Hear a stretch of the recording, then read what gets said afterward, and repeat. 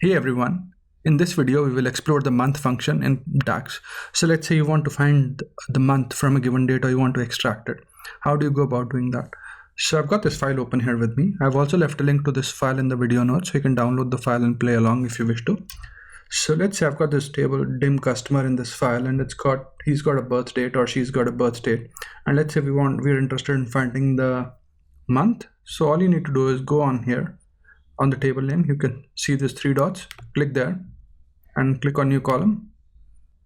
And this will give us the integer value, not the month name. So if it's January, it'll give us 1, it's February, it'll give us 2 and so on. So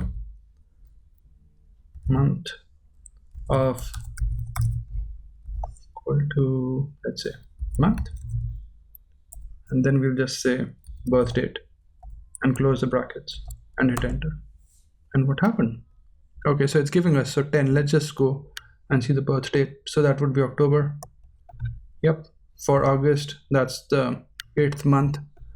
So it's giving us the numeric values associated for a given month from the date, the birth date. So I hope you find this video useful and thanks for watching this video. I hope it helps you. Please subscribe to my channel and like my videos if you enjoy what I'm doing. Cheers, bye.